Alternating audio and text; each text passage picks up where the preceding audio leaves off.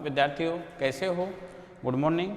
आज हम बात कर रहे थे जो एशिया महाद्वीप है, उस एशिया महाद्वीप के हम जनसंख्या के बारे में, तो हम जनसंख्या का सामान्य परिचय पढ़े थे और सामान्य परिचय के साथ साथ हमने जो पढ़ा था वह टॉपिक था हमारे पास में क्या, हमारे पास में जनसंख्या को जो प्रभावित करने वाले कारक थे उन्हीं कारकों की हम आपसे क्या कर रहे थे, हम आपसे बात कर रहे थे। यानी जनसंख्या को प्रभावित करने वाले जो कारक थे उन्हीं कारकों की हमने आपसे बात की थी। तो हम उसी टॉपिक को आगे बढ़ाते हैं और आगे बढ़ाने के बाद में हम चलते हैं कि एशिया महाद्वीप में जनसंख्या घनत्व, हम जनसंख्या घनत्व की बात करते हैं। देखिए, अति महत्वपूर्ण टॉपिकों में शामिल है एशिया महाद्वीप की जो जनसंख्या, जिसके बारे में हम आपसे बात कर रहे हैं कि एशिया महाद्वीप की जनसंख्या किस प्रकार से, यदि हम आपसे बात करें कि किस प्रकार से अपने आप को एक यानी अन्य देशों की तुलना में या अन्य महाद्वीपों की तुलना में यानी अपनी विशालता को कायम रखती है, यदि अपनी विशालता को कायम रखती है, यदि हम उसी की आपसे बात करें तो इसी के साथ हम बात करते हैं कि एशिया महाद्वीप का जो एशिया महाद्वीप का हमारे पास में जो जनघनत्व है, यानी कहीं पर विरल जनसंख्या घनत्व पाया जाता है तो कहीं पर सघन जनसंख्या घनत्व पाया जाता है। इसके पीछे ऐसे कौन से फैक्टर हैं उसकी बात करें। पेपर का नाम है विश्व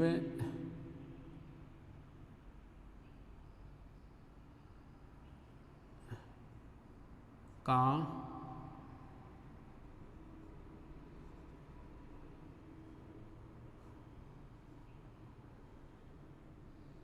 प्रादेशिक भूगोल,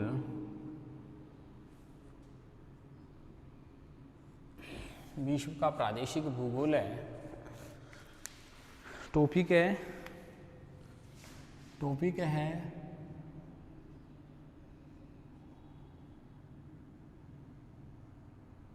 एशिया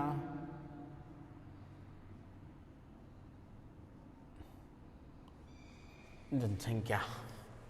एशिया महाद्वीप की क्या है, एशिया महाद्वीप की हम जनसंख्या की आपसे बात कर रहे हैं कि एशिया महाद्वीप की जनसंख्या।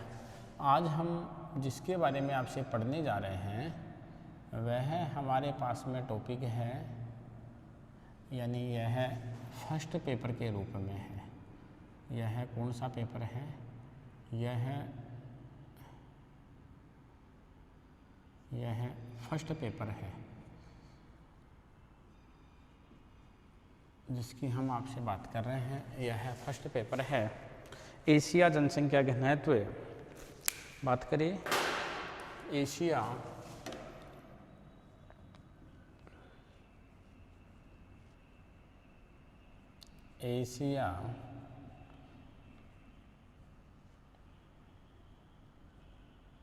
जनसंख्या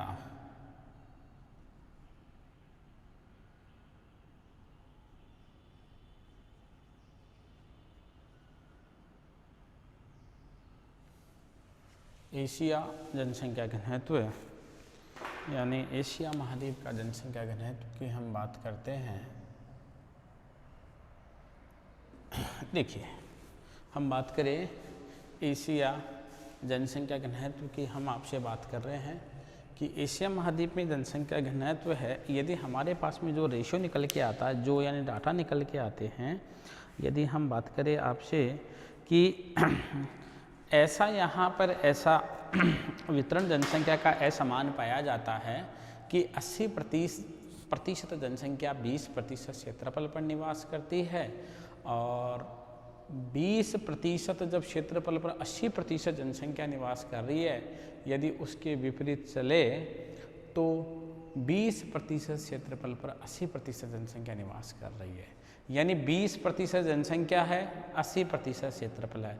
80% क्षेत्रफल है, 20% जनसंख्या है। तो हम ऐसा कह सकते हैं कि एशिया जो महाद्वीप है, इस एशिया महाद्वीप में यानी जो जनसंख्या संबंधी जो विभिन्नताएं पाई जाती हैं, यदि उन जनसंख्या संबंधी यदि हम विभिन्नताओं की आपसे बात करते हैं कि किस प्रकार से जनसंख्या संबंधी विभिन्नताएं पाई जाती हैं, उन विभिन्नताओं के साथ यदि हम टॉपिक को आगे बढ़ाते हैं तो रेशो ये आता है कि एक तरफ हमारे पास में 80% जनसंख्या है, तो वही 80% जनसंख्या 20% क्षेत्रफल पर निवास करती है, तो दूसरी तरफ 20% क्षेत्रफल है, इस पर 80% जनसंख्या निवास करती है।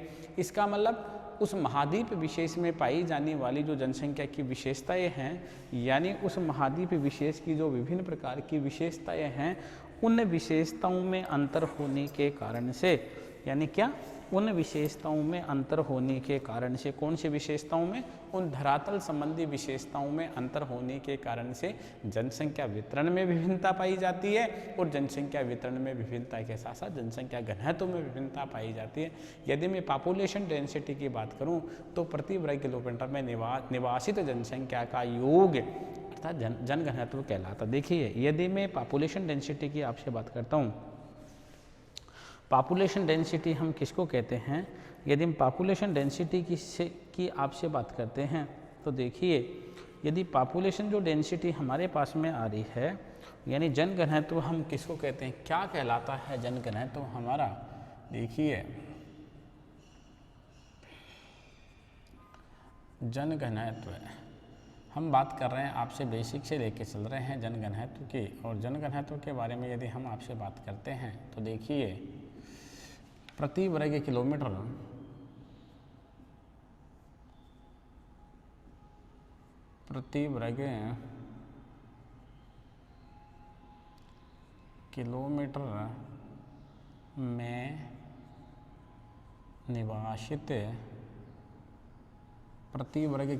में निवासित,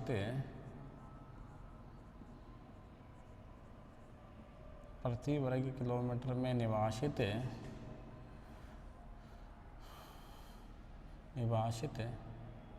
जनसंख्या का योग जनघनत्व कहलाता है। यानी प्रति वर्ग किलोमीटर में निवास करने वाली जनसंख्या का योग जनघनत्व कहलाता है। देखिए, यदि हम जनघनत्व की बात करते हैं, यदि हम जनसंख्या घनत्व की बात करते हैं, यानी काफ़ी प्रकार के गणितीय जनसंख्या घनत्व है, कायिक जनसंख्या घनत्व है, कृषि जनसंख्या घनत्व है, यानी बहुत प्रकार के जनसंख्या घनत्व हम पढ़ेंगे। तो देखिए, प्रति वर्ग किलोमीटर में निवासित जनसंख्या का योग जनघनत्व कहलाता है।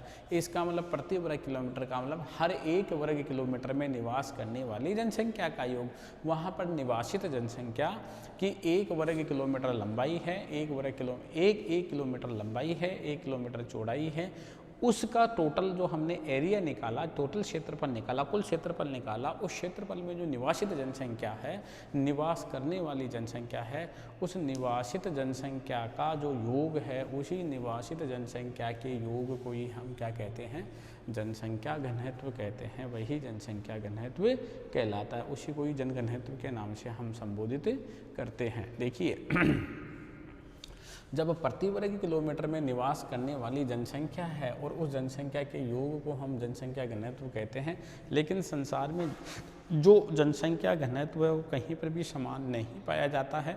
इसका मतलब यही एशिया महाद्वीप के साथ भी ऐसा ही संबंध है। एशिया महाद्वीप में भी यानी जो जनसंख्या घनत्व है वह जनसंख्या घनत्व समानता लिए हुए नहीं है, यहाँ पर भी विभिन्न प्रकार की विषमताएं पाई जाती हैं। तो विषमताओं के पीछे जो कारण हैं वो अभी हम पढ़ लेंगे। इससे पहले हम जनसंख्या के वितरण को प्रभावित करने वाले कारक पढ़ के आए थे ना, कि जिस स्थान विशेष पर जनसंख्या समूह अधिक जनसंख्या अधिक पाई जाएगी, अधिक घनापन पाया जाएगा, तो वहाँ पर जनसंख्या घनत्व भी अधिक होगा। जहाँ पर जनसंख्या कम पाई जाएगी तो वहाँ पर जनसंख्या घनत्व भी कम होगा।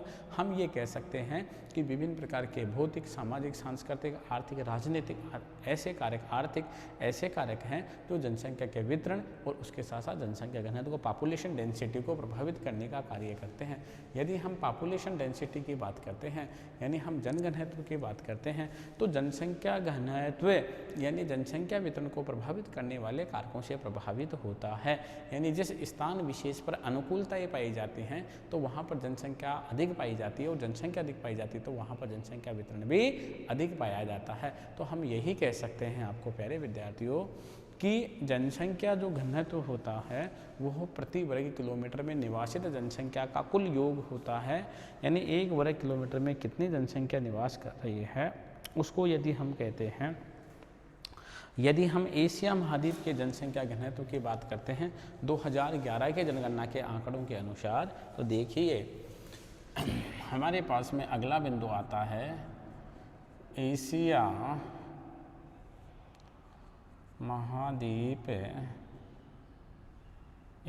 महाद्वीप का जनघनत्व, एशिया महाद्वीप का जनघनत्व, कौन से महाद्वीप का? एशिया महाद्वीप का जनघनत्व एशिया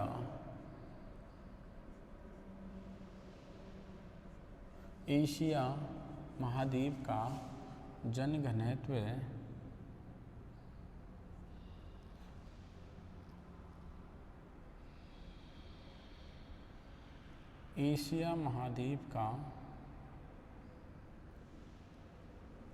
एशिया महाद्वीप का जनघनत्व किस आंकड़ों के अनुसार है? 2011 क्या है? एशिया महाद्वीप का जनघनत्व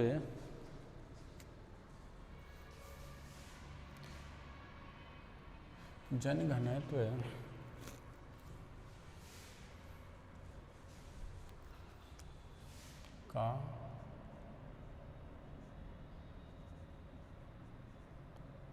जनघनत्व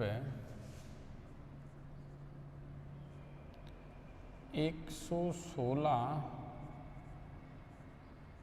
व्यक्ति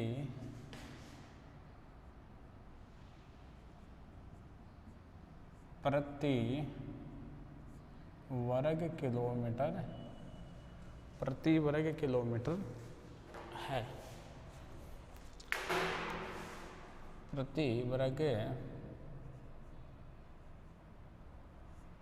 किलोमीटर है। देखिए एशिया महाद्वीप का जो जनसंख्या घनत्व है वह एशिया महाद्वीप का जनसंख्या घनत्व 116 व्यक्ति प्रति वर्ग किलोमीटर है। यानी 116 व्यक्ति प्रति वर्ग किलोमीटर एशिया महाद्वीप में क्या होता है? एशिया महाद्वीप में क्या? एशिया महाद्वीप में यानी इसका निवास स्थान पाया जाता है। यदि हम बात करते हैं कि एशिया महाद्वीप के यदि हम एशिया महाद्वीप के जनघनत्व की तुलना विश्व के जनघनत्व से करते हैं, यदि एशिया महाद्वीप के जनघनत्व की तुलना हम विश्व के जनघनत्व से करते हैं तो यानी एशिया महाद्वीप का जनघनत्व अधिक है, बल्कि ऑल ओवर यदि हम वर्ल्ड की बात करें, विश्व की बात करें तो विश्व का जनसंख्या घनत्व कम है। विश्व का जनसंख्या घनत्व 2011 के आंकड़ों के अनुसार मात्र 46 व्यक्ति प्रति वर्ग किलोमीटर ही है, बल्कि एशिया महाद्वीप का जनसंख्या घनत्व 116 व्यक्ति प्रति वर्ग किलोमीटर है। तो हम ये कह सकते हैं कि एशिया महाद्वीप में जो जनघनत्व है वह जनघनत्व अधिक पाया जाता है, क्योंकि यहाँ पर इस प्रकार की अनुकूलताएं पाई जाती हैं। उन अनुकूलताओं के कारण से हम आपसे बात करें कि यहाँ पर जनसंख्या का सघन जमाव पाया जाता है और विश्व का सबसे बड़ा जन समूह भी यानी महामानव समूह भी एशिया ही है, एशिया में ही पाया जाता है। जो एशिया महाद्वीप का दक्षिणी पूर्वी तथा पूर्वी भाग है जहाँ पर विशाल जनसंख्या समूह पाया जाता है, तो हम ये कह सकते हैं कि यहाँ पर यानी जनसंख्या का वितरण अधिक है। जनसंख्या का वितरण अधिक होने के कारण से यहाँ पर जनघनत्व भी अधिक पाया जाता है। तो इसी के साथ हम आगे बढ़ाते हैं। यानी ये जो हमारे पास में अलग अलग प्रकार के आंकड़े आ रहे हैं, तो हम ये कह सकते हैं कि एशिया महाद्वीप को जनसंख्या घनत्व के आधार पर हम 3 भागों में बांट सकते हैं। देखिए,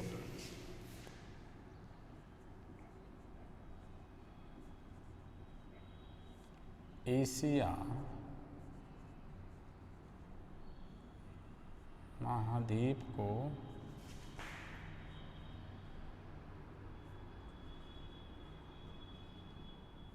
एशिया महाद्वीप को जनघनत्व एशिया महाद्वीप को जनघनत्व के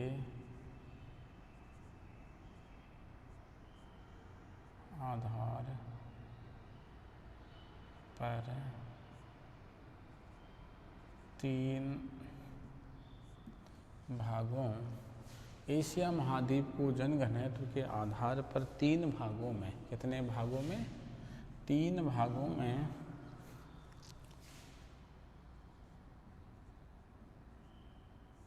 3 भागों में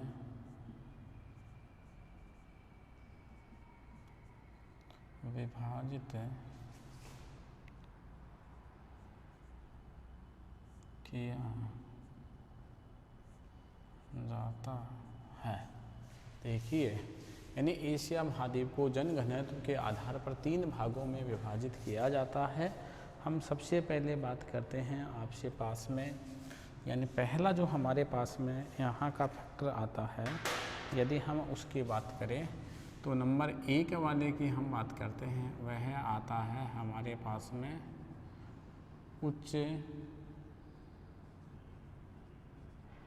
जनसंख्या घनत्व वाले क्षेत्र, उच्च जनसंख्या घनत्व वाले क्षेत्र। कौन से क्षेत्र? उच्च जनसंख्या घनत्व वाले क्षेत्र। देखिए, हम उच्च जनसंख्या घनत्व वाले क्षेत्रों की आपसे बात करते हैं कि उच्च जनसंख्या घनत्व वाले क्षेत्र कौन कौन से हैं और वहाँ पर किस प्रकार की सुविधाएं पाई जाती हैं। यदि हम उनकी आपसे बात करते हैं कि जो उच्च जनसंख्या घनत्व वाले क्षेत्र हैं वो कौन कौन से हैं और किस प्रकार की वहाँ पर सुविधाएं पाई जाती हैं, किनको हम शामिल करते हैं। देखिए, यानी इसके अंतर्गत यदि हम शामिल करें तो यानी उच्च जनसंख्या घनत्व में यदि शामिल करते हैं तो एशिया महाद्वीप का दक्षिणी और दक्षिणी पूर्वी भाग शामिल है। यदि मैं क्षेत्र की आपसे बात करूं तो हमारे पास में जो क्षेत्र शामिल है, यदि मैं इस क्षेत्र की बात करता हूं तो क्षेत्र में हमारे पास में क्या आ गया? क्षेत्र में हमारे पास में आ रहा है एक तो एशिया महाद्वीप का कौन सा भाग? दक्षिणी, और दक्षिणी भाग के साथ साथ कौन सा? दक्षिणी और पूर्वी एशिया। एशिया में कौन सा घनत्व पाया जाता है?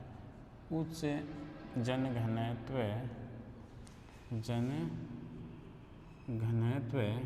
क्या होता है? उच्च जनसंख्या घनत्व पाया जाता है। घनत्व पाया जाता है। देखिए, यानी क्षेत्र की हम बात करते हैं तो क्षेत्र हमारे पास में कौन सा आता है? यदि हम क्षेत्र की बात करते हैं तो हमारे पास में क्षेत्र आता है यानी घनत्व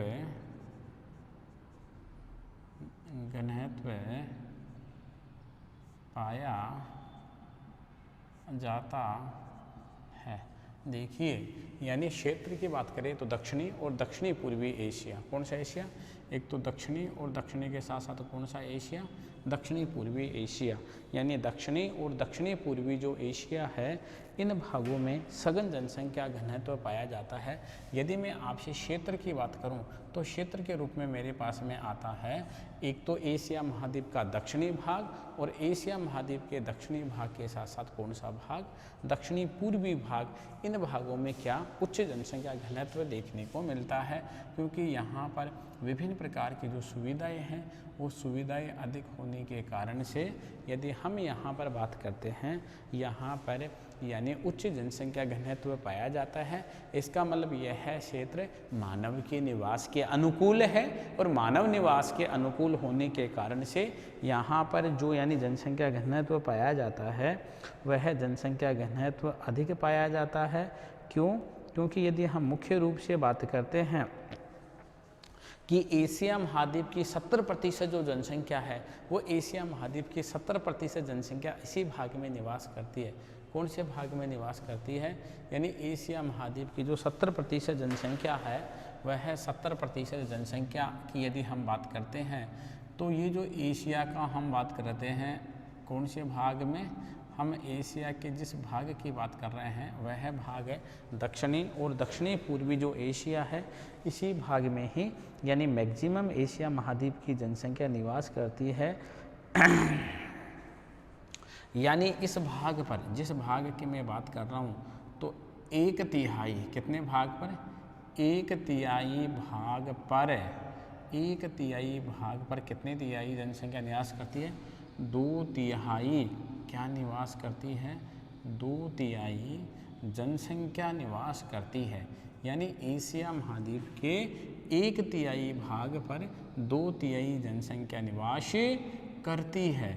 इसका मतलब हम ये कह सकते हैं कि जनसंख्या का अनुपात और क्षेत्रफल के अनुपात में काफ़ी अंतर पाया जाता है। यदि जनसंख्या के अनुपात और क्षेत्रफल के अनुपात की मैं बात करूं, इसके पीछे जो अंतर पाया जाता है वो अंतर का कारण यही है कि एशिया महाद्वीप के दक्षिणी और दक्षिणी पूर्वी भाग में जो नित्य प्रभावी नदियां हैं, उन नदियों के द्वारा नवीन जलोढ़ मैदान का निर्माण करने के कारण से यहाँ पर उपजाऊ मैदान पाए जाते हैं। और यदि हम एकमात्र एशिया महाद्वीप का देश जो उद्योग प्रधान देश की श्रेणी में शामिल है वह जापान देश है, यदि हम उसको छोड़ देते हैं, यदि उसको छोड़ करके यदि हम आपसे बात करते हैं तो शेष जो एशिया महाद्वीप के देश हैं वो सारे कृषि प्रधान देश हैं। और यहाँ की जलवायु जो मानसूनी प्रकार की जलवायु पाई जाती है तो वो जनसंख्या के प्रति अनुकूलता को प्रदर्शित करती है। जब जनसंख्या के प्रति यहाँ पर अनुकूलता को प्रदर्शित करती है तो हम बात ये करते हैं कि यहाँ यानी इस भाग में जो उच्च जनसंख्या घनत्व वाला भाग है, इस भाग में हम ये कह सकते हैं कि विभिन्न प्रकार की जो हमारे पास में नदियाँ हैं, यानी उच्च जनसंख्या घनत्व वाले क्षेत्र में यदि मैं बात करूं आपसे, देखिए जो उच्च जनसंख्या जो घनत्व वाला जो क्षेत्र आ रहा है, उच्च जनसंख्या घनत्व वाले क्षेत्र में, उच्च जनसंख्या घनत्व वाले क्षेत्र में यदि हम उच्च जनसंख्या घनत्व वाले क्षेत्र की आपसे बात करते हैं, मैं देखिए हमारे पास में आ रहा है, हमारे पास में आ रहा है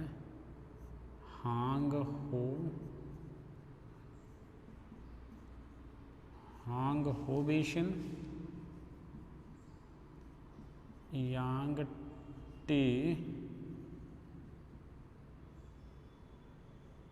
शिकियांग basin, red basin, Yangtze Kiang basin हम आपसे बात कर रहे हैं।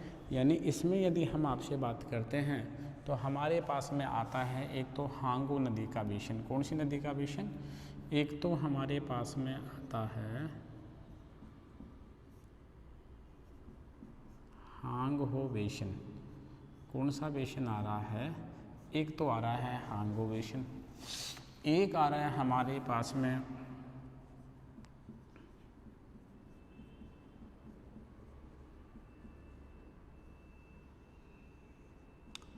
यांगटीसिकियांग नदी का बेसिन, एक आ रहा है हमारे पास में रेड बेसिन, एक हमारे पास में आ रहा है गंगा बेसिन। फिर हमारे पास में आ रहा है गंगा बेसिन के साथ साथ यदि मैं आपसे बात करता हूँ, यदि जब गंगा बेसिन हमारे पास में आ गया, यांगटीसिकियांग का बेसिन आ गया, गंगा का हमारे पास में बेसिन, देखो यहाँ पर हमारे पास में यांगटीसिकियांग चीन की नदी है। हम इस चीन की नदी की आपसे बात कर रहे हैं कि यह हमारे पास में कहाँ की नदी है?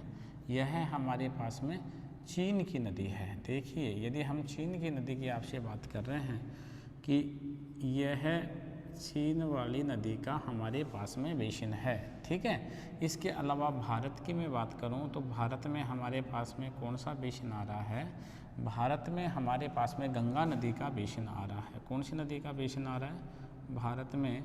यानी रेड बेसिन के साथ साथ मैं बात करूं, भारत में हमारे पास में गंगा का बेसिन आ रहा है, इरावदी नदी का बेसिन आ रहा है बेसिन।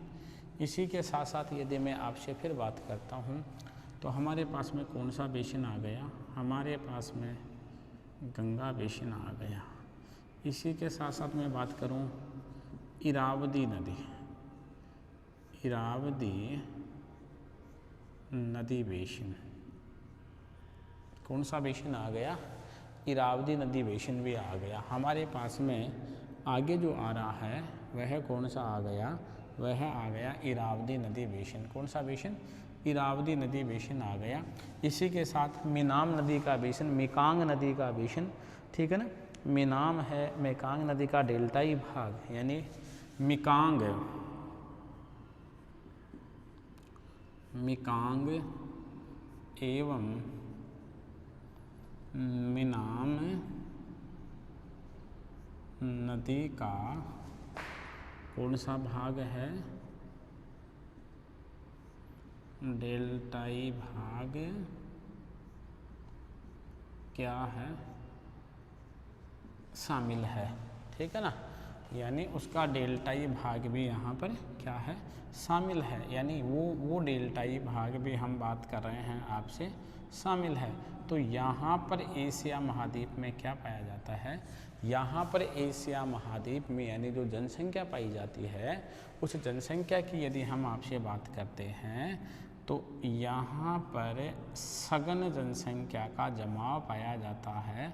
जब यहाँ पर सघन जनसंख्या का जमाव पाया जाता है तो देखिए प्यारे विद्यार्थियों, जब यहाँ पर सघन जनसंख्या का जमाव पाया जा रहा है तो इसके पीछे जो कारण है, यदि उस कारणों की यदि हम आपसे बात करते हैं कि यहाँ पर नदियों के द्वारा प्रतिवर्ष नवीन कांप जलोढ़ मिट्टी का निर्माण किया जाता है और एशिया महाद्वीप के अधिकांश देशों की जो अर्थव्यवस्था का आधार है, वह अधिकांश देशों की अर्थव्यवस्था का आधार क्या है?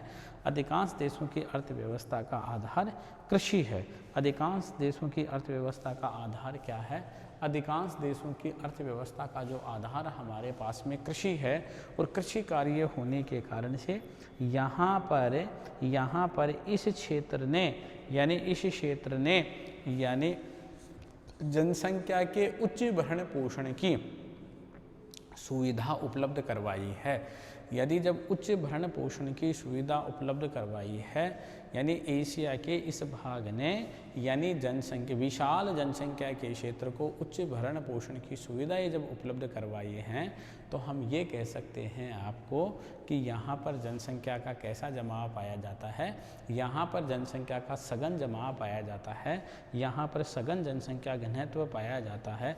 इस सघन जनसंख्या घनत्व के पीछे की यदि हम आपसे बात करते हैं कि यहाँ पर सघन जो जनसंख्या घनत्व पाया जाता है, तो इस जनसंख्या घनत्व के पीछे जो कारण है वो नदियों के द्वारा जलोढ़ मिट्टी का निर्माण है, अर्थात ये संसार के सबसे उपजाऊ मृदाओं में शामिल है। इस कारण से यहाँ के लोगों के द्वारा विभिन्न प्रकार के कृषि कार्य का संपादित किया जाता है। हमने ये पहले भी कहा है कि नदियों को विश्व का पालना कहा है। यहाँ पर विभिन्न प्रकार की सभ्यताओं का विकास हुआ है। नदियों ने मानव को आधार प्रदान किया है, मानव को विभिन्न प्रकार का वेश दिया है इन्हीं नदियों ने। तो हम ये कह सकते हैं कि संसार में जहाँ जहाँ भी यानी नदी घाटियों का और नदियों के मैदानों का निर्माण हुआ है, वहाँ पर कृषि संबंधी उपलब्धताएं अधिक सुनिश्चितता के साथ पाई जाती हैं और वहाँ पर जनसंख्या के प्रति वह क्षेत्र अनुकूल भी पाया जाता है। हम बात करते हैं यानी उच्च जनसंख्या घनत्व वाले देश सन 2011 के आंकड़ों के अनुसार। देखिए हम बात करते हैं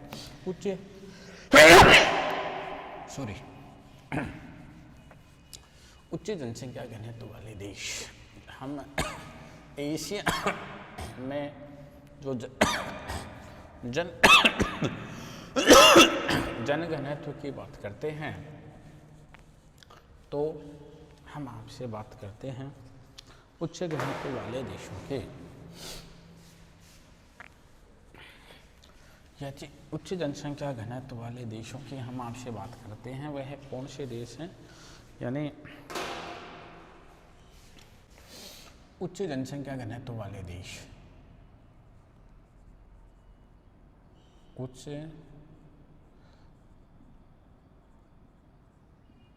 जनसंख्या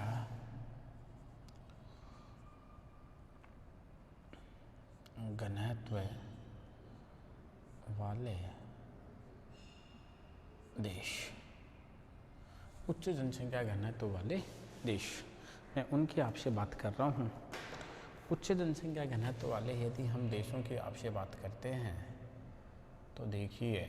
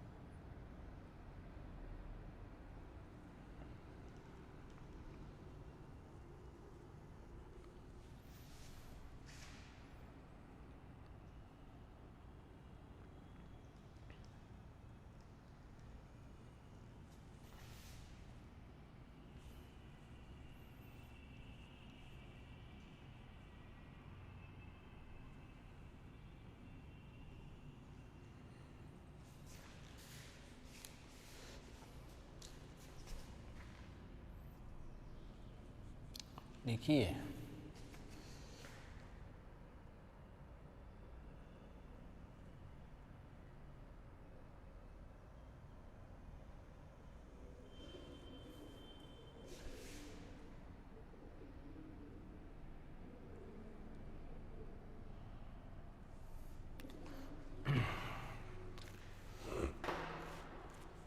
उच्च जनसंख्या घनत्व वाले देश,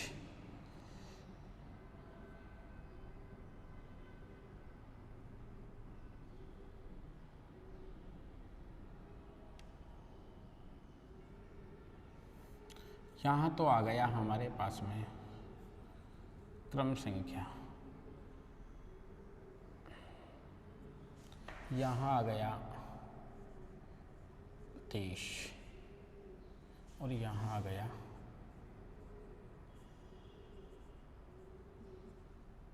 जनगणना।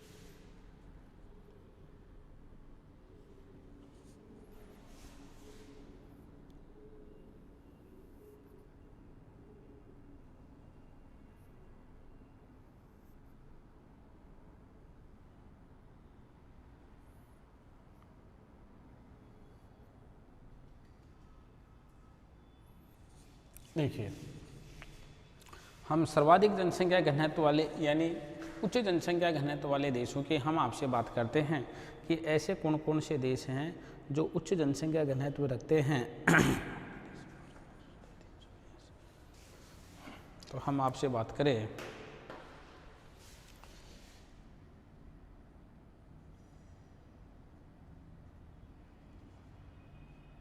पहला देश आता है बांग्लादेश। प्रति वर्ग किलोमीटर यानी जनघनत्व, तो जनघनत्व है प्रति वर्ग किलोमीटर में।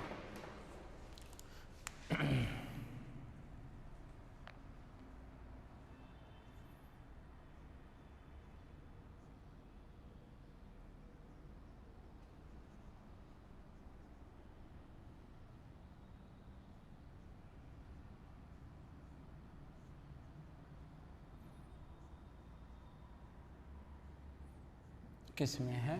प्रति वर्ग किलोमीटर।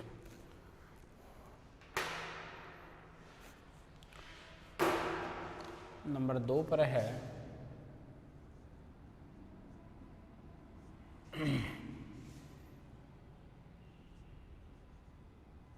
भारत, यानी नंबर 2 पर है भारत। 382 व्यक्ति यदि मैं प्रति वर्ग किलोमीटर की बात करूं, फिर आता है हमारे पास में जापान।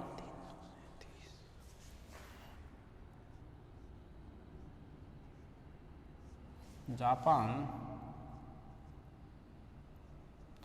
337 व्यक्ति प्रति वर्ग किलोमीटर।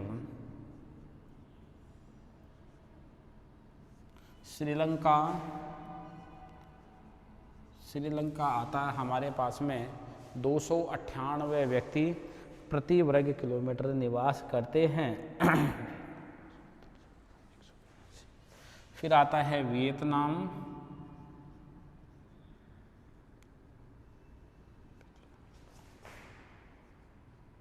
241 व्यक्ति प्रति वर्ग किलोमीटर कहाँ कितना निवास करता है? वियतनाम में 241 व्यक्ति प्रति वर्ग किलोमीटर निवास करता है। फिर आता है पाकिस्तान, 182 व्यक्ति, पाकिस्तान 182 व्यक्ति प्रति वर्ग किलोमीटर। कितने व्यक्ति? 182 व्यक्ति प्रति वर्ग किलोमीटर की हम आपसे बात कर रहे हैं। पाकिस्तान में 182 व्यक्ति प्रति वर्ग किलोमीटर निवास करते हैं। इसी के साथ साथ यदि हम आपसे बात करें इंडोनेशिया और चीन की, इंडोनेशिया और यदि हम चाइना की तो आपसे बात करते हैं, तो देखिए यदि हमारे पास में फिर आता है चीन और फिर आता है इंडोनेशिया।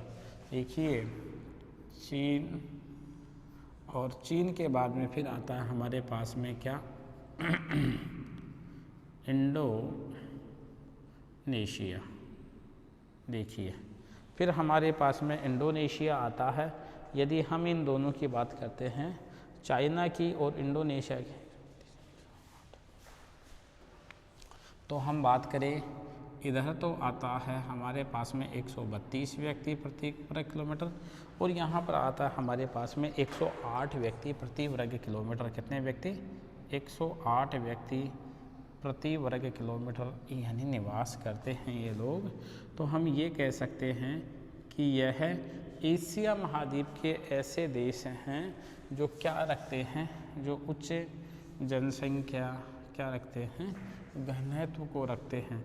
तो ये उच्च जनसंख्या घनत्व रखने वाले एशिया महाद्वीप के क्या हैं? एशिया महाद्वीप के देश हैं। देखिए उच्च जनसंख्या घनत्व रखने वाले एशिया महाद्वीप के देश, बांग्लादेश सर्वाधिक जनसंख्या घनत्व रखता है। जनसंख्या घनत्व को हमने प्रति वर्ग किलोमीटर में शो किया है। हम बात करते हैं कि बांग्लादेश में 927 व्यक्ति, आंकड़े हमारे पास में 2011 के हैं। हम 2011 के आंकड़ों के अनुसार आपसे क्या कर रहे हैं?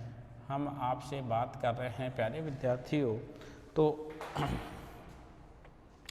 हमारे पास में यदि बात करें बांग्लादेश में 927 व्यक्ति प्रति वर्ग किलोमीटर निवास कर रहे हैं, भारत में 382 व्यक्ति प्रति वर्ग किलोमीटर निवास है, जापान में 337 व्यक्ति प्रति वर्ग किलोमीटर का निवास है, श्रीलंका में 298 व्यक्ति प्रति वर्ग किलोमीटर निवास करते हैं, वियतनाम में 241 व्यक्ति प्रति वर्ग किलोमीटर में निवास करते हैं, पाकिस्तान 182 व्यक्ति प्रति वर्ग किलोमीटर, चीन 132 व्यक्ति प्रति वर्ग किलोमीटर और इंडोनेशिया 108 व्यक्ति प्रति वर्ग किलोमीटर का निवास स्थान है। आपको ये थोड़ा सा आश्चर्य हो रहा होगा कि चाइना देश का प्रथम जनसंख्या रखने वाला देश है, फिर भी यहाँ पर जनसंख्या घनत्व कम क्यों पाया जाता है इन देशों के वनस्पत। वैसे तो उच्च जनसंख्या घनत्व में आ रहा है, लेकिन वैसे जनसंख्या घनत्व यहाँ पर कम क्यों पाया जा रहा है? क्योंकि जनसंख्या ने यानी एक जनसंख्या मॉडल अपना रखा है, एक संतान उत्पत्ति का मॉडल, यानी जो चाइना ने जो अपना रखा है वो एक संतान उत्पत्ति का जनसंख्या मॉडल को अपना रखा है कि एक दंपति के एक ही संतान होगी और उसके रिजल्ट चाइना को मिले हैं। यानी चाइना देखिए जनसंख्या घनत्व में यानी काफ़ी पीछे आ रहा है। देखिए तो हम ये कह सकते हैं कि ये सारे देश क्या रखने वाले हैं, ये सारे देश उच्च जनसंख्या घनत्व रखने वाले देश हैं। हम नंबर 2 पर आते हैं, तो हम नंबर 2 की आपसे बात करें तो नंबर 2 पर हमारे पास में जो आ रहा है वह आ रहा है क्या, यानी मध्यम जनसंख्या घनत्व। कौन सा? यानी मध्यम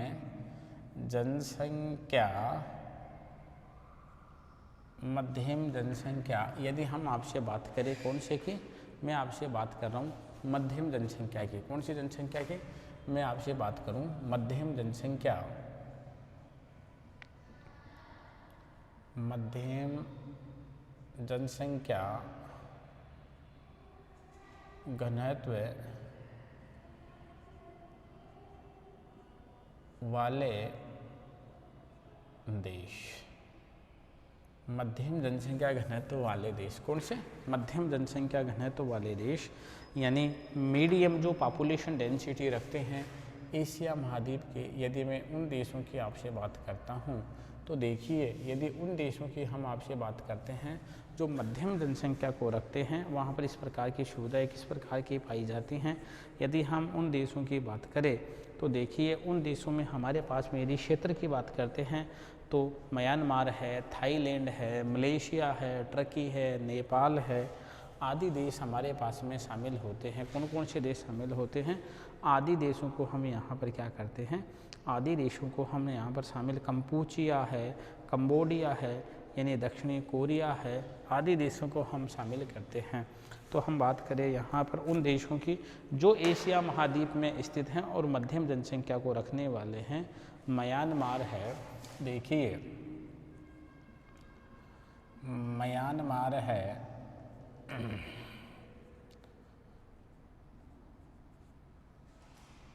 थाईलैंड है,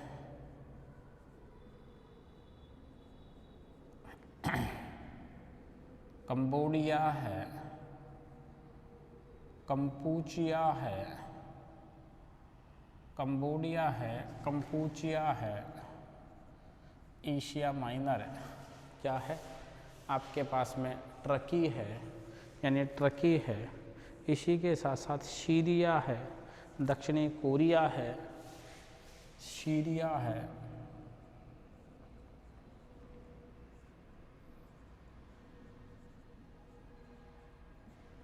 दक्षिणी कोरिया आदि देश क्या हैं, आदि देश शामिल हैं। क्या हैं? आदि देश शामिल हैं किसमें? मध्यम जनसंख्या वाले क्षेत्र में। यदि हम मध्यम जनसंख्या वाले क्षेत्र की बात करते हैं तो इसमें आपका म्यांमार आता है, थाईलैंड आता है, कंपूचिया आता है, यानी आपके पास में आपका कंपूचिया आता है, टर्की आता है, सीरिया आता है, दक्षिणी कोरिया आता है, आदि देश इसमें शामिल हैं। आदि देशों में क्या पाई जाती है? आदि देशों में मध्यम जनसंख्या पाई जाती है। क्या पाई जाती है? आदि देशों में मध्यम जनसंख्या पाई जाती है। हम बात करें कि इन देशों की जो अर्थव्यवस्था का आधार है, तो इन देशों की अर्थव्यवस्था का आधार क्या है? यानी इन देशों की अर्थव्यवस्था का आधार कृषि है। यानी मध्यम यानी जनसंख्या क्या घनत्व वाले, यानी मध्यम जनघनत्व वाले, जनसंख्या घनत्व वाले जो देश हैं, यानी मध्यम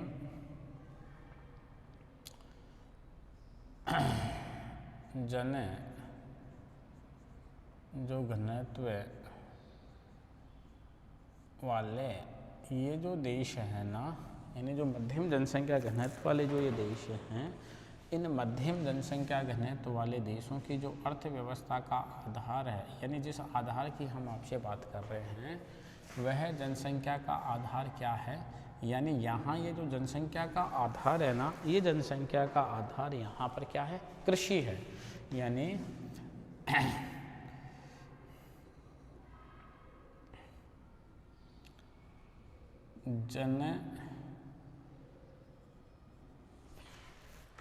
हम इस लाइन को पूरा ही मेंशन कर देते हैं कि मध्यम जनसंख्या, कौन सी जनसंख्या?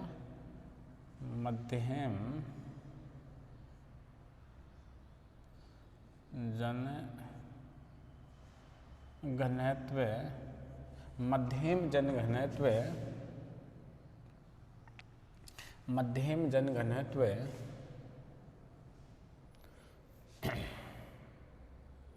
वाली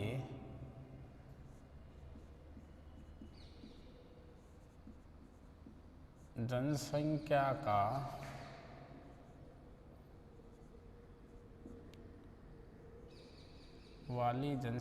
का आधार कृषि है।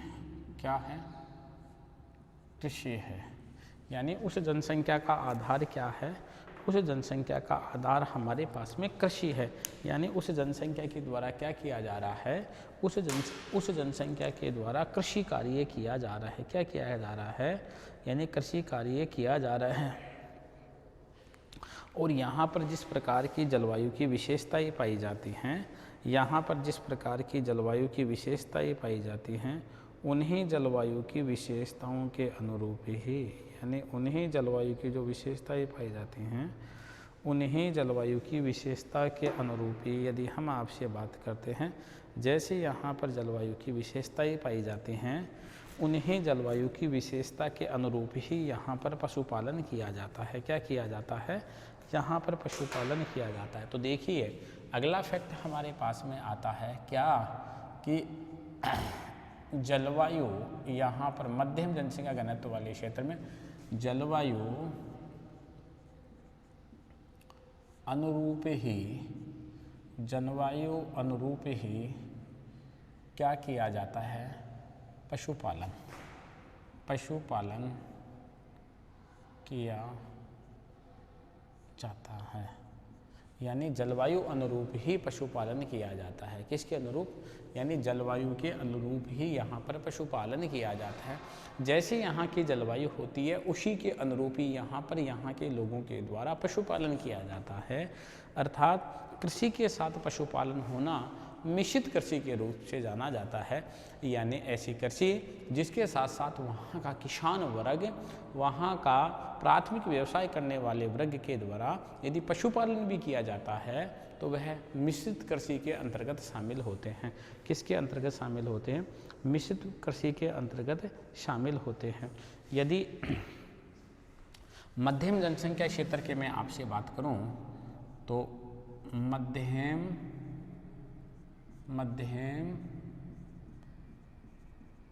जनसंख्या क्षेत्र के अंतर्गत कितने प्रतिशत विश्व की जनसंख्या निवास करती है? सॉरी, एशिया की कितने प्रतिशत जनसंख्या निवास करती है? यानी अंतर्गत कितनी जनसंख्या निवास करती है? 22% है। क्या 22% जनसंख्या, कितने प्रतिशत? 22% जनसंख्या निवास करती है। यानी मध्यम जनसंख्या वाले मैं क्षेत्र की बात करूं कि मध्यम जनसंख्या वाले क्षेत्र के अंदर कितने यानी प्रति वर्ग किलोमीटर में कितनी जनसंख्या निवास करती है? 50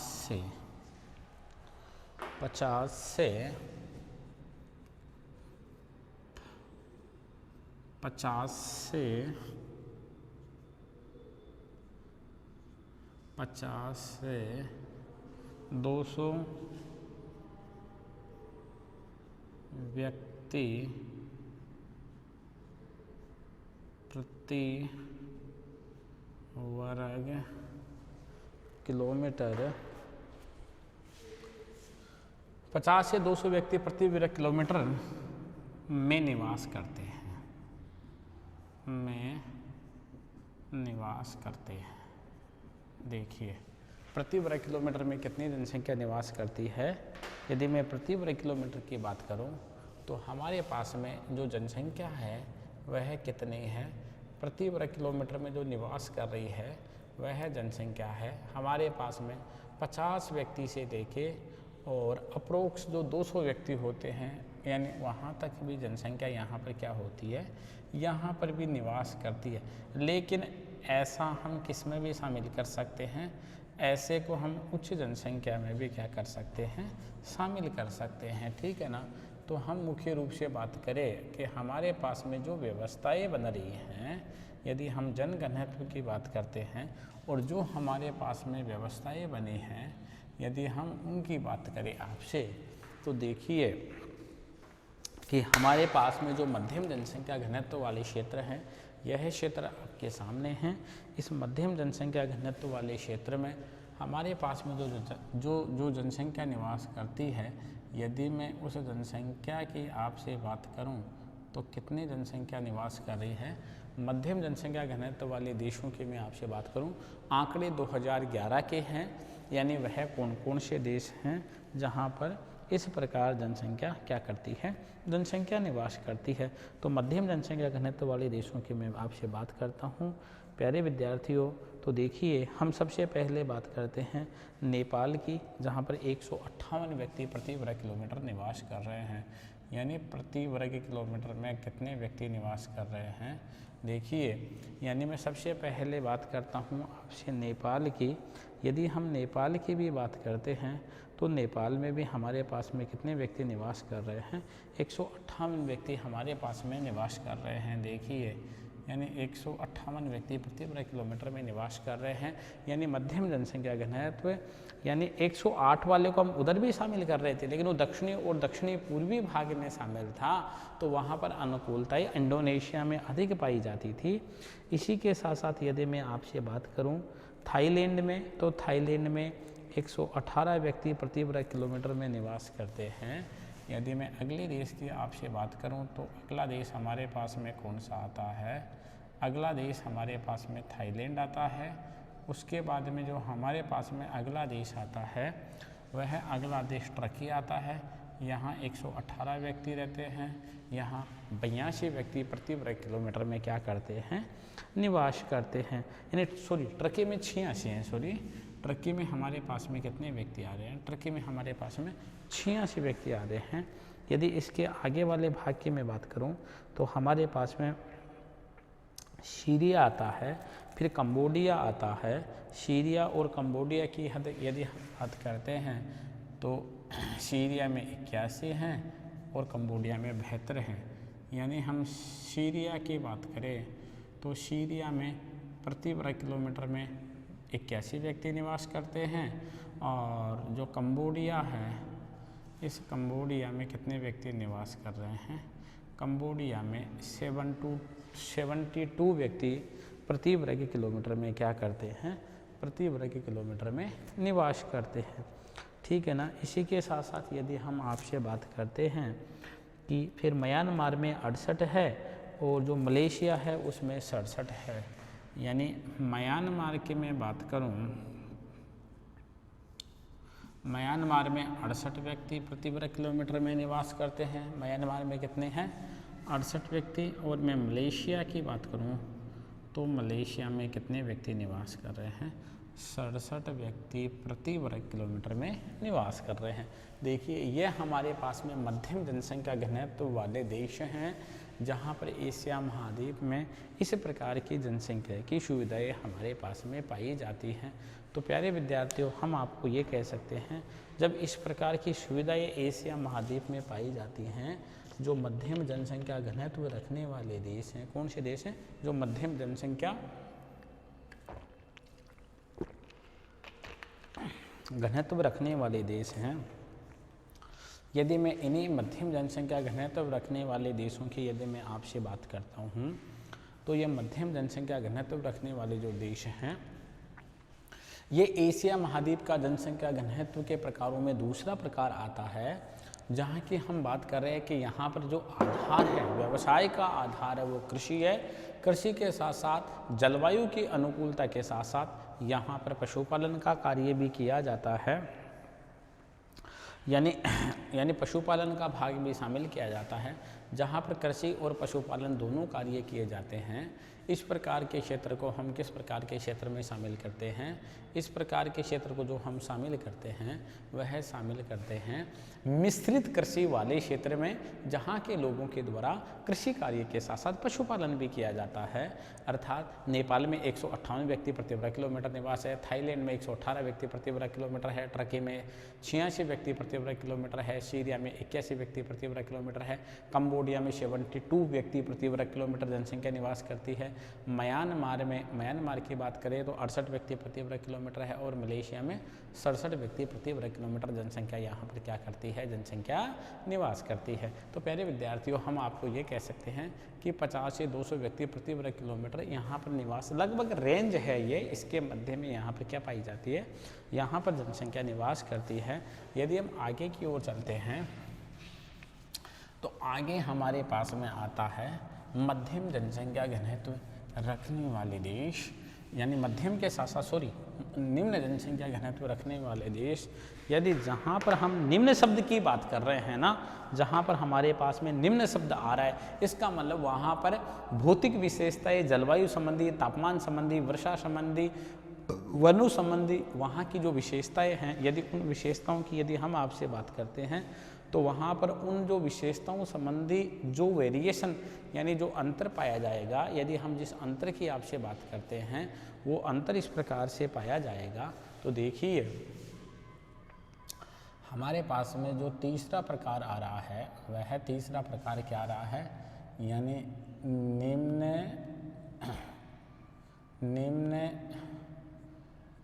जन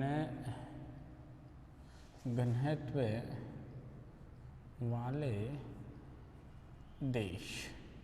कौन से देश? निम्न जन घनत्व वाले देश, यानी ऐसे देश जो निम्न जनसंख्या घनत्व को रखते हैं। किसको रखते हैं? जो निम्न जनसंख्या घनत्व को रखते हैं। मैं उन देशों की आपसे बात कर रहा हूँ, यानी एशिया महाद्वीप के ऐसे देश जो निम्न जनसंख्या घनत्व को क्या करते हैं? निम्न जनसंख्या घनत्व को रखते हैं। इसका मतलब निम्न जनसंख्या घनत्व रखने वाले वह देश, यानी इस क्राइटेरिया के अंतर्गत इस वर्ग में हम उन देशों को शामिल करेंगे जहाँ की जलवायु दुर्लभ प्रकार की पाई जाती है, विषम प्रकार की जलवायु पाई जाती है। इसके अलावा क्षेत्रफल संबंधी वहाँ पर भौतिक संरचना संबंधी विषमताएं पाई जाती हैं, वहाँ पर यानी भौतिक प्रदेशों संबंधी विषमताएं पाई जाती हैं, वहाँ पर वीरान क्षेत्र पाया जाता है, वहाँ पर शुष्क और उष्ण मरुस्थल पाए जाते हैं, वहाँ पर या तो वर्षा होती ही नहीं है या वर्षा इतनी अधिक होती है कि वहाँ पर जनसंख्या के रहने के लिए वह क्षेत्र अनुकूल नहीं होता है। तो हम ये कह सकते हैं कि यहाँ पर विभिन्न प्रकार की जो भौतिक विषमताएं पाई जाती हैं, यानी इन भौतिक विषमता वाले क्षेत्र में ही यानी जनसंख्या सीमित पाई जाती है और वहाँ पर जनसंख्या का भरण पोषण नहीं हो पाता है। देखिए हम बात करें दुर्लभ जलवायु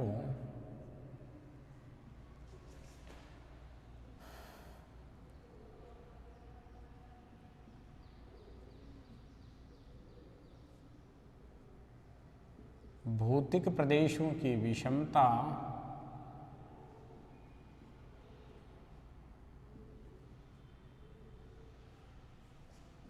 भौतिक प्रदेशों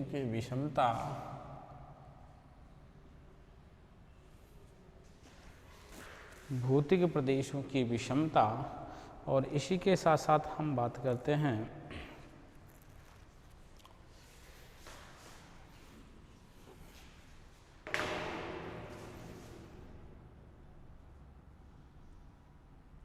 उष्ण एवं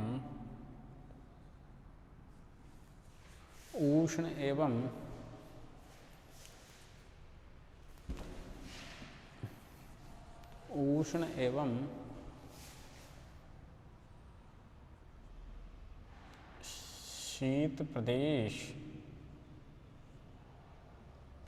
अनुपजाऊ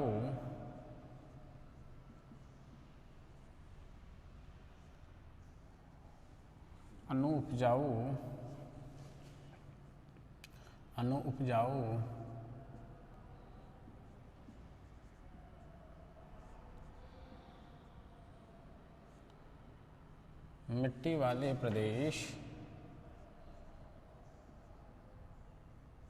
वाले प्रदेश आदि न्यून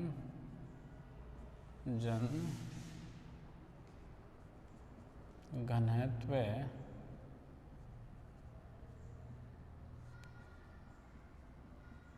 रखने वाले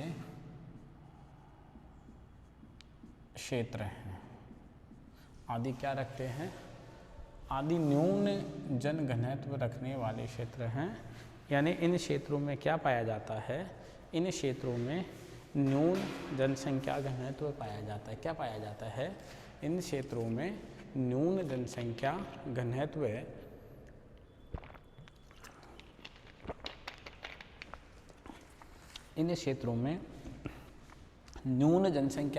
पाया जाता है। जब इन क्षेत्रों में हम बात करें आपसे कि न्यून जनसंख्या घनत्व पाया जाता है, क्या पाया जाता है? इन क्षेत्रों में जब न्यून जनसंख्या घनत्व पाया जाता है तो यहाँ पर प्राकृतिक विषमताएं पाई जाती हैं। यह क्षेत्र मानव के रहने के अनुकूल नहीं है। तो वही व्यक्ति रह सकता है जो प्रकृति के अनुसार अपने आप को क्या कर रखा है, जिसने प्रकृति के अनुसार अपने आप को समायोजित कर रखा है। क्या कर रखा है? जिस व्यक्ति ने प्रकृति के अनुसार अपने आप को क्या कर रखा है, अपने आप को समायोजित कर रखा है, वही व्यक्ति यहाँ पर क्या कर सकता है, वही व्यक्ति यहाँ पर निवास कर सकता है। तो यहाँ पर जलवायु संबंधी विषमताएं पाई जाती हैं, यहाँ पर धरातल की बनावट संबंधी विषमताएं पाई जाती हैं। और धरातल की यदि हम बनावट के साथ साथ यदि हम आपसे बात करते हैं कि यहाँ पर यानी ऐसे क्षेत्र भी पाए जाते हैं जो क्षेत्र मानव निवास के अनुकूल नहीं होते हैं। और जो क्षेत्र मानव निवास के अनुकूल नहीं होते हैं, यदि उन क्षेत्रों की हम आपसे बात करते हैं कि वहाँ पर जनसंख्या तो पाई जाती है, लेकिन जनसंख्या किस रूप में पाई जाती है? जनसंख्या बिखरे हुए रूप में या जनसंख्या विकीर्ण रूप में यानी विकीर्ण रूप में पाई जाती है। तो कहीं कहीं पर कुछ अनुकूलताएं होती हैं, वहाँ पर तो जनसंख्या निवास करती है, लेकिन बाकी का सारा क्षेत्र वीरान ही पड़ा रहता है। जब वीरान और निर्जन क्षेत्र रहता है तो वहाँ पर जनसंख्या नहीं पाई जाती है। क्योंकि वहाँ पर भौतिक विषमताएँ हैं, वहाँ जलवायु की विषमताएँ हैं, वहाँ तापांतर अधिक पाया जाता है, वहाँ शुष्कता अधिक पाई जाती है, वहाँ वनस्पति का अभाव पाया जाता है, वहाँ परिवहन का जो कम्युनिकेशन है यानी परिवहन के कम्युनिकेशन के साथ साथ यानी जो संचार और परिवहन का जो साधन है उनका वहाँ पर जाल नहीं पाया जाता है। इस कारण से वहाँ पर जनसंख्या देखने को नहीं मिलती है, जिसके कारण से न्यून जनसंख्या पाई जाती है। यदि मैं उन क्षेत्रों की बात करूँ आपसे, जैसे मंगोलिया है, मैं बात करूँ आपसे मंगोलिया है, इसी के साथ साथ यदि मैं आपसे बात करूं सऊदी अरब है,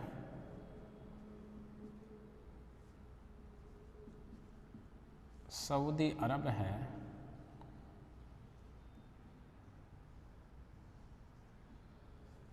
इसी के साथ साथ यदि मैं आपसे बात करूं तो हमारे पास में क्या आता है, साइबेरिया है, अफगानिस्तान है। यदि मैं बात करूं आपसे कौन सा भाग की, साइबेरिया वाले, देखिए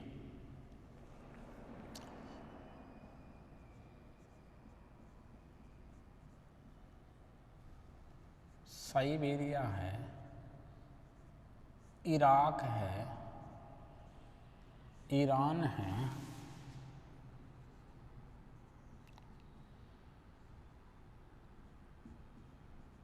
अफगानिस्तान है, यानी इराक है, ईरान है, अफगानिस्तान है, साइबेरिया है, अरब है। और इसी के साथ साथ यदि मैं आपसे बात करता हूँ, लाओस है, जॉर्डन है, यानी लाओस है, लाओस व क्या, जॉर्डन आदि आदि हैं, ठीक है ना। आदि देश इसमें क्या है, आदि देश इसमें शामिल हैं। जब आदि देश इसमें शामिल हैं,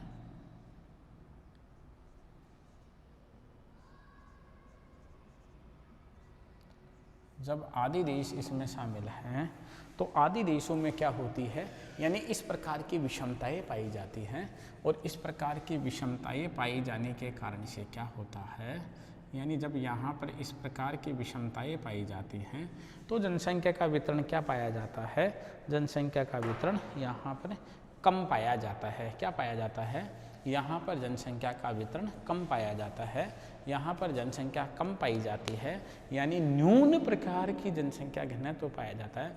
क्योंकि इस प्रकार की विषमताएं यानी जलवायु मानव के विकास में बाधा उत्पन्न करती है, और बाधा उत्पन्न करने के कारण से मानव अपने निवास स्थान के लिए ऐसे स्थानों का चयन नहीं करता है। क्यों नहीं करता है, क्योंकि यह क्षेत्र मानव के अनुकूल क्षेत्र नहीं है, यह क्षेत्र मानव के अनुकूल क्षेत्र नहीं है। इस कारण से मानव यहाँ पर ऐसे स्थानों का क्या नहीं करता है, मानव यहाँ पर ऐसे स्थानों का चयन नहीं करता है। क्योंकि यदि मानव ऐसे स्थानों का चयन करेगा तो यहाँ पर क्या होगा, यहाँ पर जो जलवायु संबंधी विषमता पाई जाएगी, वो जलवायु संबंधी विषमता, भौतिक संरचना संबंधी विषमता, इस प्रकार की विषमताएं मानव जनसंख्या के वृद्धि में सहयोग नहीं दे करके मानव जनसंख्या की विरलता में सहयोग देती हैं। और विरलता में सहयोग देने के कारण से यहाँ पर बहुत कम जनसंख्या निवास करती है। तो हम ये कह सकते हैं कि यहाँ पर जलवायु संबंधी दशाएं मानव के लिए अनुकूल नहीं होती हैं। क्या नहीं होती हैं, यहाँ की जलवायु संबंधी जो दशाएं होती हैं वह जलवायु संबंधी दशाएं मानव के लिए क्या नहीं होती हैं, यानी जलवायु संबंधी परिस्थितियाँ मानव के लिए अनुकूल नहीं होती हैं। यानी ऐसे क्षेत्रों में, यानी विरल जनसंख्या वाले क्षेत्रों में, कौन सी जनसंख्या वाले क्षेत्रों में, देखिए कि जो विरल जनसंख्या वाले क्षेत्र हैं, यानी विरल जनसंख्या वाले, विरल जनसंख्या वाले क्षेत्रों में, विरल जनसंख्या वाले क्षेत्रों में, विरल जनसंख्या वाले क्षेत्रों में मात्र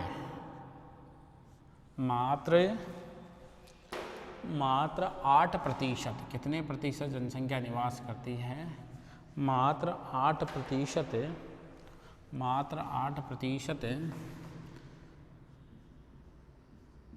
जनसंख्या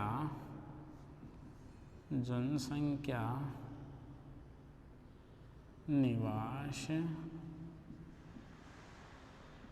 करती है। मात्र 8% ही जनसंख्या क्या करती है, मात्र 8% ही जनसंख्या निवास करती है। यदि हम विरल जनसंख्या वाले क्षेत्रों की बात करें तो विरल जनसंख्या वाले क्षेत्रों में 8% जनसंख्या निवास करती है, मध्यम जनसंख्या वाले क्षेत्रों में लगभग 22% जनसंख्या निवास करती है, और उच्च जनसंख्या वाले क्षेत्रों में 70% जनसंख्या निवास करती है। तो हम ये कह सकते हैं कि ये भौतिक दशाओं संबंधी विषमताएं, जिनमें जलवायु, जिनमें वर्षा, जिनमें शुष्कता, जिसमें तापमान, जिसमें धरातल की संरचनाएं आदि सभी दशाओं को यदि हम शामिल करते हैं और यदि ये मानव जनसंख्या के अनुकूल नहीं पाई जाती हैं तो यहाँ पर विभिन्न प्रकार की ये जो भौतिक दशाएं उत्पन्न होती हैं, इन भौतिक दशाओं की विषमताओं के कारण से ही यहाँ पर इस प्रकार की कंडीशंस उत्पन्न होते हैं। तो हम आपको ये कह सकते हैं कि इन भौतिक कंडीशंस के उत्पन्न होने के कारण से यदि हम आपसे बात करें प्यारे विद्यार्थियों, तो हमारे पास में इस प्रकार का ये जो आंकड़ा निकल के आ रहा है, यह आंकड़ा यही कह रहा है, यह आंकड़ा यही कहता है कि इस प्रकार की दशाओं के कारण से जनसंख्या की विरलता, जनसंख्या की सघनता, जनसंख्या का मध्यम प्रकार, ये सारी वह जनसंख्या का जो घनत्व है, इस जनसंख्या घनत्व को प्रभावित करने वाले प्रमुख कारकों में शामिल होते हैं। क्या होते हैं? यानी प्रमुख कारकों में शामिल होते हैं। यानी हम ये कह सकते हैं कि यह भाग, यानी निम्न जनसंख्या वाला भाग की यदि मैं बात करूं तो देखिए कि निम्न जनसंख्या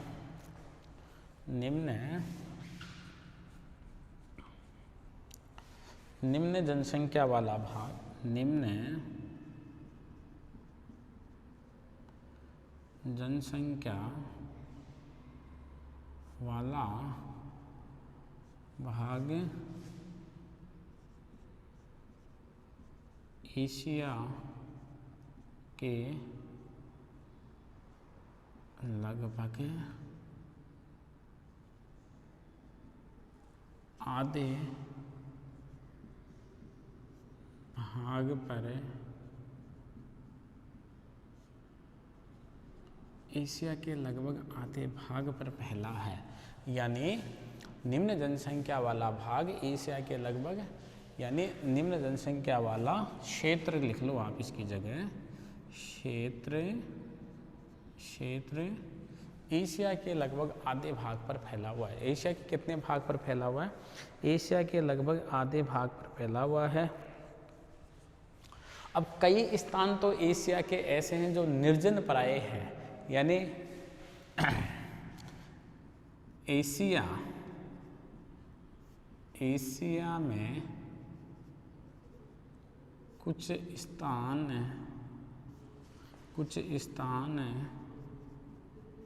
तो ऐसे हैं, एशिया में कुछ स्थान तो ऐसे हैं जो क्या है, जो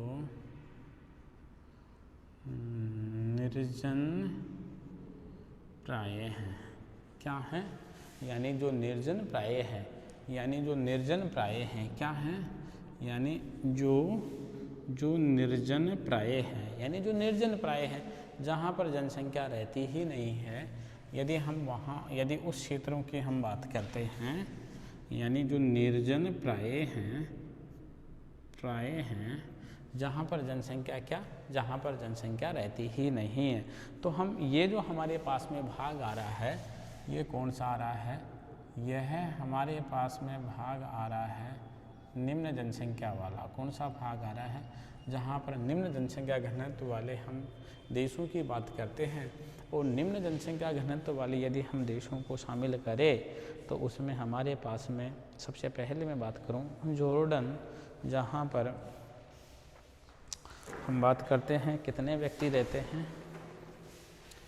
सबसे पहले यदि हम देश की बात करते हैं तो हमारे पास में कौन सा देश आता है? जॉर्डन की हम बात कर लेते हैं कि जॉर्डन जो हमारे पास में आता है, उसके बाद में ईरान आता है। यदि जॉर्डन के बाद में हमारे पास में कौन सा देश आया? ईरान। यानी जॉर्डन में तो रहते हैं 45 व्यक्ति प्रति वर्ग किलोमीटर, और यदि मैं आपसे ईरान की बात करूं तो ईरान में जो हमारे पास में रहते हैं वह रह रहे हैं कितने व्यक्ति? ईरान में हमारे पास में रह रहे हैं 43 व्यक्ति प्रति वर्ग किलोमीटर। कितने व्यक्ति रह रहे हैं? ईरान में हमारे पास में जो रह रहे हैं वह रह रहे हैं 43 व्यक्ति प्रति वर्ग किलोमीटर। कितने व्यक्ति? 43 व्यक्ति प्रति वर्ग किलोमीटर ईरान में रह रहे हैं। इसके अलावा मैं आपसे बात करता हूँ अफ़गानिस्तान में 33 हैं, लाओस में 19 हैं। यानी अफ़गानिस्तान,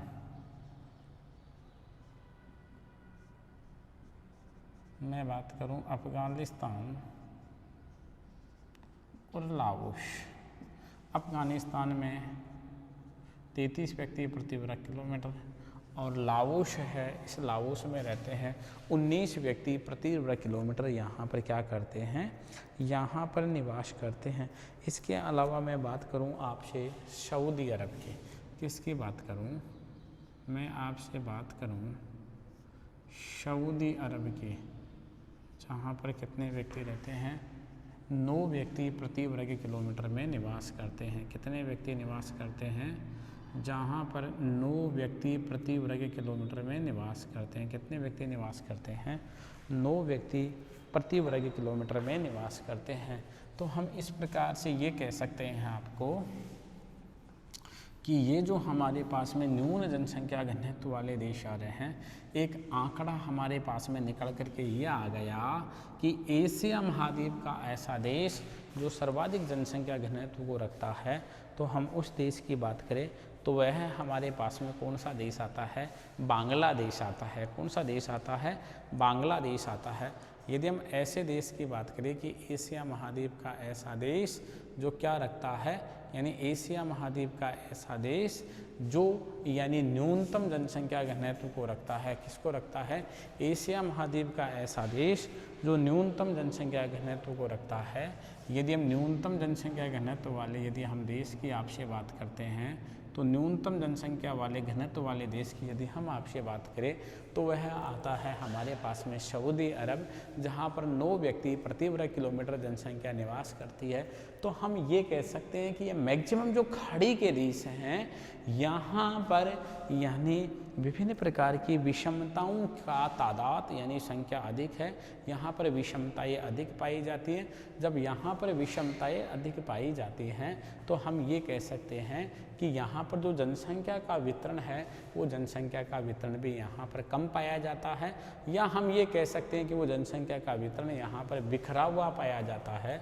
जब यहाँ पर जनसंख्या का वितरण बिखरा हुआ पाया जाता है तो हम प्यारे विद्यार्थियों आपसे ये बात करें कि ऐसे क्षेत्र जो कम जनसंख्या घनत्व को रखते हैं, किसको रखते हैं, यानी जो कम जनसंख्या घनत्व को रखते हैं, यदि हम कम जनसंख्या घनत्व वाले क्षेत्रों की बात करें तो वहाँ पर यदि हम आपसे बात करते हैं तो जो वहाँ पर जलवायु संबंधी विषमताएं हैं, भौतिक प्रदेश संबंधी विषमताएं हैं, शुष्कता संबंधी विषमताएं हैं, शीतलता संबंधी विषमताएं हैं, वो विभिन्न प्रकार की वहाँ पर विषमताएं पाई जाती हैं।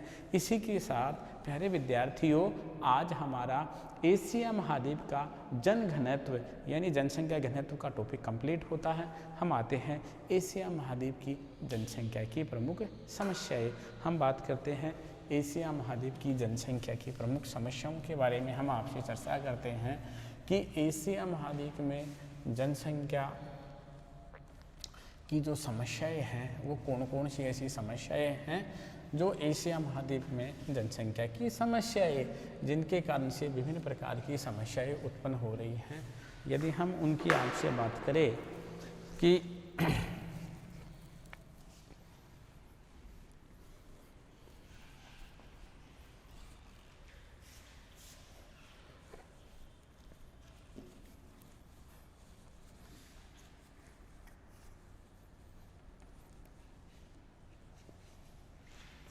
एशिया महाद्वीप की कौन सी जनसंख्या की समस्याएं हैं, यदि हम उन समस्याओं के आधार पर आपसे बात करते हैं प्यारे विद्यार्थियों कि जनसंख्या संबंधी जो समस्याएं हैं वह कौन कौन सी समस्याएं हमारे पास में हैं, उन समस्याओं के आधार पर हम उनके समाधान के उपाय भी देखेंगे कि वो कौन कौन सी समस्याएं हैं जो एशिया महाद्वीप में पाई जाती हैं। तो जनसंख्या वृद्धि की समस्याएं एवं नियोजन, हम दोनों की ही बात करेंगे। जनसंख्या वृद्धि की समस्याएं और नियोजन। एशिया में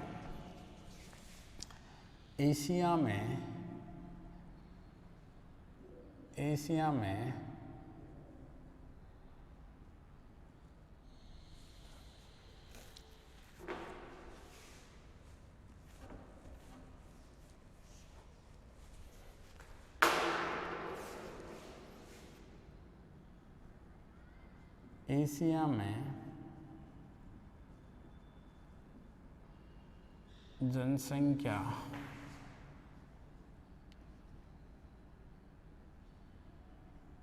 वृद्धि की समस्याएं एवं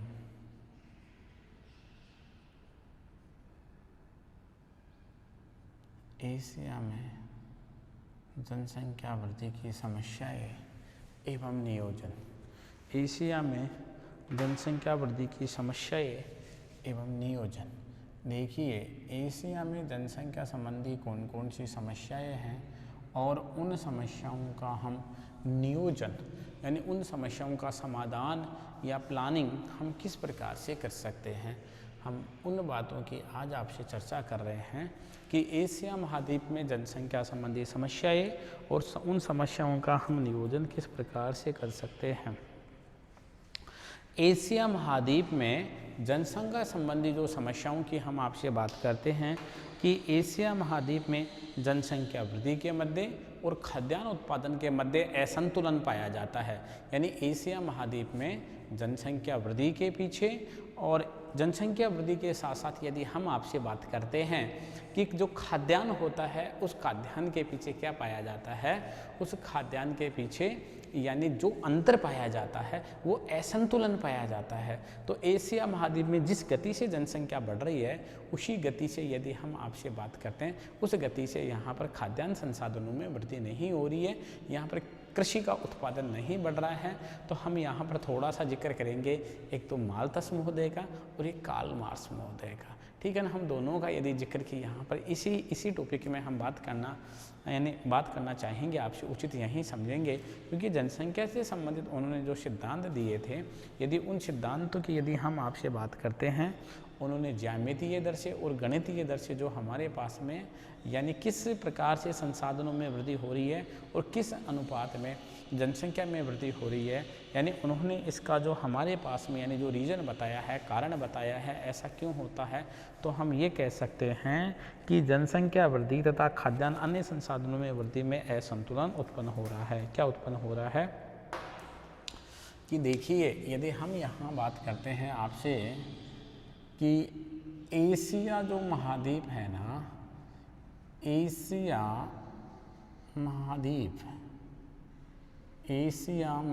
में कौन से महाद्वीप में, एशिया महाद्वीप में जनसंख्या वृद्धि, एशिया महाद्वीप में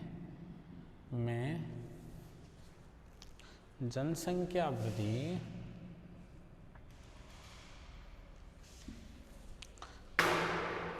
एशिया महाद्वीप में हम किसकी बात कर रहे हैं आपसे, जनसंख्या वृद्धि, एशिया महाद्वीप में जनसंख्या वृद्धि एवं खाद्यान्नों के मध्य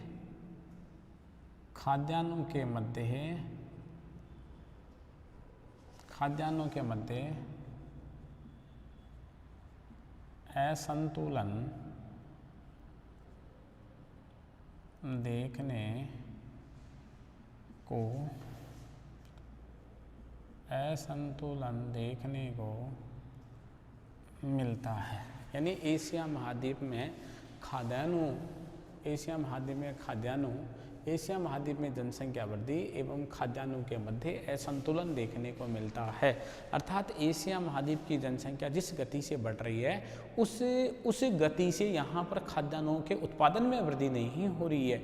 यदि उस गति से खाद्यान्नों के उत्पादन में वृद्धि नहीं हो रही है तो बढ़ती हुई जनसंख्या को सरकार के द्वारा यानी भरण पोषण के लिए संसाधन कहाँ से उपलब्ध करवाए जाएंगे, तो संसाधन संबंधी यहाँ पर समस्या उत्पन्न हो जाएगी ना। जब यहाँ पर संसाधन संबंधी यहाँ पर समस्या उत्पन्न हो जाएगी, जब यहाँ पर संसाधन संबंधी यहाँ समस्या उत्पन्न हो जाएगी तो सरकार बढ़ती हुई जनसंख्या को जो खाद्य सुरक्षा की गारंटी देती है कि मेरे देश में किसी भी नागरिक को यानी यहाँ भूख से नहीं मरने दिया जाएगा, वह व्यक्ति भूखा ही उठेगा बल्कि भूखा नहीं सोएगा, जब धीरे धीरे जनसंख्या तो इस कदर बढ़ती जा रही है कि बढ़ती हुई जनसंख्या को भरपेट भोजन उपलब्ध नहीं होगा, तो हम कैसे कह सकते हैं कि उस देश के नागरिकों का संतुलित विकास होगा, उनको पर्याप्त रूप से संतुलित भोजन उपलब्ध हो पाएगा। तो ये सबसे बड़ी समस्या, ये बहुत बड़ा एक ये गैप बढ़ता जा रहा है कि बढ़ती हुई जनसंख्या को संतुलित भोजन उपलब्ध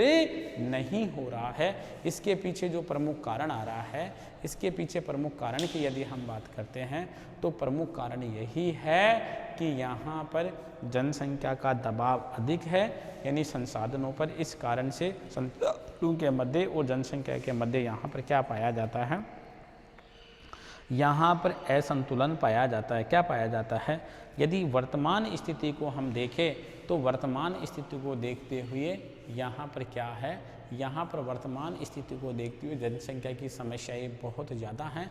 तो हम जनसंख्या की समस्याओं की तो बात कर रहे हैं कि वर्तमान एशिया महाद्वीप की यदि हम स्थितियों को देखें तो वर्तमान एशिया महाद्वीप की जब स्थितियों को हम देखते हैं तो यहाँ पर जनसंख्या संबंधी समस्याएं बहुत ज़्यादा विकराल होती जा रही हैं, जनसंख्या संबंधी समस्याएँ बढ़ती जा रही हैं। यहाँ जनसंख्या वृद्धि को विशेषज्ञों ने, यानी एशिया महाद्वीप में जनसंख्या वृद्धि को जनसंख्या विस्फोट कहा है। यानी जो हमारे जनसंख्या विशेषज्ञ हैं, उन जनसंख्या विशेषज्ञों ने एशिया महाद्वीप में जनसंख्या वृद्धि को पॉपुलेशन एक्सप्लोजन कहा है, जनसंख्या विस्फोट का। इस कदर जनसंख्या वृद्धि हो रही है क्योंकि प्रत्येक देश के द्वारा चीन जैसा यदि जनसंख्या का पॉपुलेशन का मॉडल अपनाया जाए, पॉपुलेशन मॉडल अपना ले, जनसंख्या का मॉडल अपनाए, तो जनसंख्या मॉडल नीति के तहत क्या होगा कि एक दंपति एक ही संतान को प्राथमिकता देगी, यानी उसे एक दंपति के एक ही संतान होगी। तो हम ये कह सकते हैं जब एक दंपति एक संतान के सिद्धांत को अपनाती है तो उससे जो यानी ये जनसंख्या संबंधी सिद्धांत है उससे क्या होगा, उससे यह होगा कि जो बढ़ती हुई जो तेज गति से जनसंख्या वृद्धि हो रही है उस पर धीरे धीरे क्या होगा, वह डाउनफॉल हो जाएगी, वह धीरे धीरे उसमें यानी वृद्धि न हो करके यानी वृद्धि में कमी आने लग जाएगी। और जब वृद्धि में कमी आएगी तो प्यारे विद्यार्थियों हम आपको ये कह सकते हैं कि जिन देशों में जनसंख्या वृद्धि के मध्य और संसाधनों के मध्य जो असंतुलन की स्थिति बन रही थी वो धीरे धीरे संतुलन की स्थिति की ओर अग्रसर होने लग जाएंगे। लेकिन ऐसा सरकार की नीतियों के द्वारा थोड़ा कठोरता से पालन करवाया जाए और उसी के साथ साथ वहाँ के नागरिकों को यानी दंडित करने के बजाय उनको जन जागरूकता रैलियों के माध्यम से, प्रदर्शनियों के माध्यम से, समाचार बुलेटिनों के माध्यम से आदि के माध्यम से उनको जागरूक करवाया जाए, जिससे वह नागरिक कम जनसंख्या वृद्धि की ओर अग्रसर हो, अर्थात वह कम जनसंख्या वृद्धि को वो प्रोत्साहन दे। जिससे क्या होगा, जिससे सबसे बड़ा जो यानी बेनिफिट होने वाला है यानी संसाधनों के मध्य और जनसंख्या के मध्य का जो असंतुलन का अनुपात है, वह असंतुलन का अनुपात क्या हो जाएगा, वह असंतुलन का अनुपात मर्ज हो जाएगा, वह असंतुलन का अनुपात खत्म हो जाएगा। तो हम आपसे यही कहना चाह रहे हैं प्यारे विद्यार्थियों, जब उस असंतुलन के अनुपात को हम खत्म कर देंगे, उस अंतर को हम गैप को पाट देंगे, तो उससे क्या होगा, ये जो जनसंख्या संबंधी समस्याएं उत्पन्न हो रही है ना, ये जनसंख्या संबंधी समस्याएं क्या हो जाएंगी, दूर हो जाएंगी। तो अब हम बात करते हैं एशिया में जनसंख्या की समस्याएं। देखिए जनसंख्या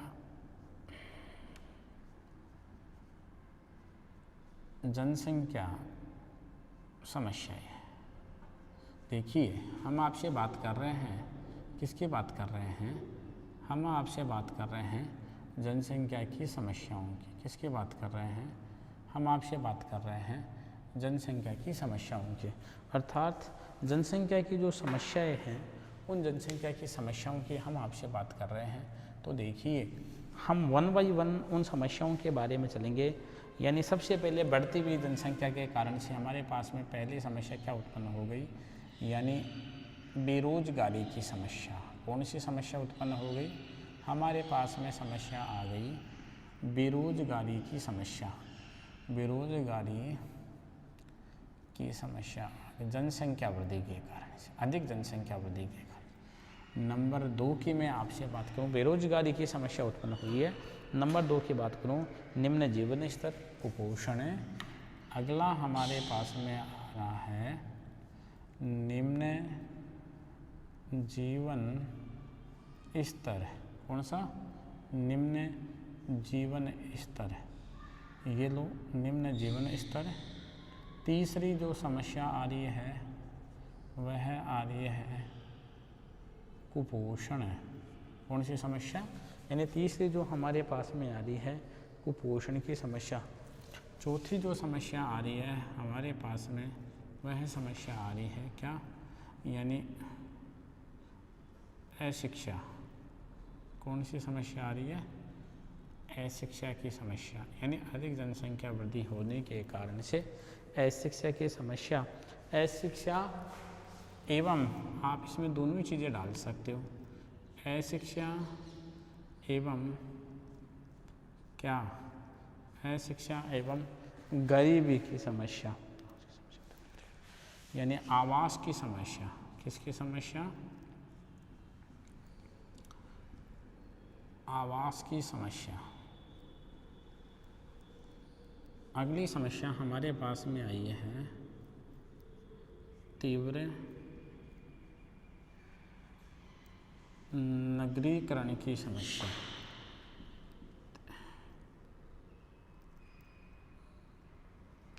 तीव्र नगरीकरण की समस्या, ठीक है ना। यानी तेज गति से यानी किसका बढ़ना? तेज गति से नगरों का बढ़ना।